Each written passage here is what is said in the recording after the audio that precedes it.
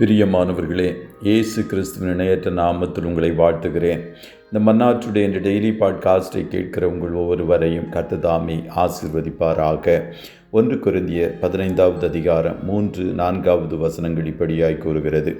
நான் அடைந்ததும் உங்களுக்கு பிரதானமாக ஒப்புவித்ததும் என்னவென்றால், கிறிஸ்துவானவர் வேத வாக்கியங்களின்படி நமது பாவங்களுக்காக மரித்து அடக்கம் பண்ணப்பட்டு வேத வாக்கியங்களின்படி 3ஆம் நாளில் உயிர்த்தெழுந்தார் என்பதாக.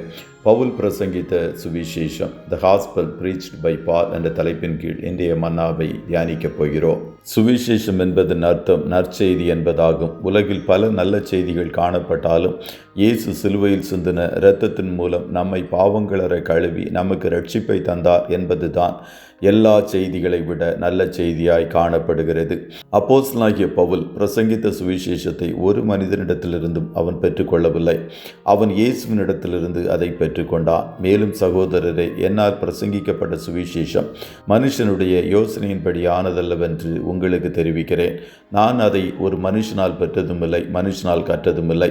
இயேசு கிறிஸ்துவே அதை எனக்கு வெளிப்படுத்தினார் என்று கலாத்தியர் 1:11-12 அவர் எழுதியதை பார்க்க முடிகிறது. அவர் பெற்று பிரசங்கித்த அந்த நற்செய்தியின் உள்ளடக்கம், கிறிஸ்துவானவர் வேத வாக்கியங்களின்படி நமது பாவங்களுக்காக மரித்து அடக்கம் பண்ணப்பட்டு வேத வாக்கியங்களின்படி 3ஆம் நாளில் உயிர்த்தெழுந்தார் என்பதாய் காணப்படுகிறது. அவர் உயிர்த்தெழாவிட்டால் பாவங்களை மேற்கொண்டு வெற்றி வாழ்க்கை வாழ்வது என்பது இயலாத காரியம். சபைகளில் உயிர்த்தெழுதலின் வல்லமையோடு ஆராதனைகள் காணப்பட்டிருக்காது. வாழ்க்கையில் ஒரு நோக்கம் இல்லாதவர்களாகவே நாம் காணப்பட்டிருப்போம். கிறிஸ்துவின் உயிர்த்தெழுதல் நமக்கு எதிர்காலத்தை குறித்த நம்பிக்கையையும் நித்தியத்தை குறித்த நம்பிக்கையையும் தருகிறது. பவுல் கொரிந்து சபை விசுவாசிகளை குறித்து எழுதும்போது, நீங்களும் அந்த சுவிசேஷத்தை ஏற்றுக்கொண்டு அதிலே நிலைத்திருக்கிறீர்கள் என்று 1 கொரிந்தியர் 15:1 எழுதுகிறார். கர்த்தருடைய பிள்ளைகளை, சுவிசேஷம் நமக்கு அறிவிக்கப்பட்டது, நாம் அதை ஏற்றுக்கொண்டோம். ஆனால் இந்நாட்களில் அதில் உறுதியாய் நிலைத்திருக்கிறோமா என்பது கர்த்தருடைய ஆவியானவர் நமக்கு முன்பாய் வைக்கிற கேள்வியாய் காணப்படுகிறது. பிசாசானவர் நீங்கள் ஏற்றுக்கொண்ட சுவிசேஷத்திலிருந்து உங்களை வழிவிலகச் செய்வதற்கு பல வழிகளை கையாளுவான். அவனுடையவர்களும் வேறொரு சுவிசேஷத்தை உங்களுக்கு அறிவித்து உங்களை இயேசுவின் சுத்த சுவிசேஷத்தை விட்டு விலகும்படிக்கு செய்ய முயற்சிப்பார்கள். ஆகையால் தான் நீங்கள் பெற்றுக்கொண்ட சுவிசேஷத்தை உறுதியாய் பிடித்து கொண்டவர்களாய் காணப்பட வேண்டும். மேற்கத்திய நாட்டின் குடிகள் இயேசுவின் சுவிசேஷத்தில் நிலைத்திராததினால் இந்நாட்களில் காணப்படுகிற அவர்களுடைய சந்ததிகள் கர்த்தரை விட்டு விலகி காணப்படுகிறார்கள். அவர்கள் வாழ்கிற தேசங்களும் கர்த்தரை விட்டு விலகி புறஜாதிகளின் ஆளுகைக்குள் போய்விட்டது. அங்கே புறஜாதிகளின் மார்க்கங்கள் பரவி பலன் கொள்ளுகிறது. ஆகையால் நீங்கள் கர்த்தரிடத்திலிருந்து கிருபையாய் பெற்ற சுவிசேஷத்தில் உறுதியாய் காணப்பட உங்களை முழுவதும் அர்ப்பணியுங்கள். கர்த்தர் தாமே உங்களை ஆசீர்வதிப்பாராக. ஜெபம் செய்வோமா.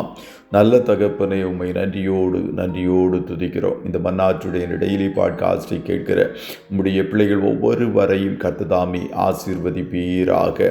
அப்பா, உம்முடைய சுவிசேஷத்தை நாங்கள் அறியும்படி எங்களுக்கு பிரகாசமுள்ள மனக்கண்களை தந்தீரே. அதற்காய் உம்மை நன்றியோடு துதிக்கிறோம், ஸ்தோத்தரிக்கிறோம். நாங்கள் பெற்றுக்கொண்ட அந்த சுவிசேஷத்திலிருந்து விலகிவிடாதபடி சுவிசேஷத்தை மையப்படுத்தி நாங்கள் வாழ்வதற்கு எங்களை முழுமையுமாய் அர்ப்பணிக்கிறோம். வேறொரு கிறிஸ்து, வேறொரு சுவிசேஷம், வேறொரு ஆவியை குறித்து நாட்களில் எங்கும் சொல்லப்படுகிற இந்த நாட்களில் நாங்கள் உம்முடைய வார்த்தையில் நிலைத்திருந்து உம்மை உறுதியாய் பற்றி பிடித்து உம்முடைய வார்த்தையில் நிலை கொண்டவர்களாய் காணப்படுவதற்கு கர்த்தருக்கு உதவி செய்வீராக. இன்றைய தினம் உம்முடைய பிள்ளைகள் கையிடுகிற வேலைகளை ஆசீர்வதியும். போக்கிலும் வரத்திலும் உடனிரும். கண்ணின் மணி போல காத்துக்கொள்ளும். ஆட்டுக்குட்டியானவருடைய இரத்தத்தின் பாதுகாப்பிற்குள்ளாய் ஒவ்வொருவரையும் கொடுத்து இயேசுவின் நாமத்தில் ஜெபிக்கிறோம் பிதாவே. ஆமென்.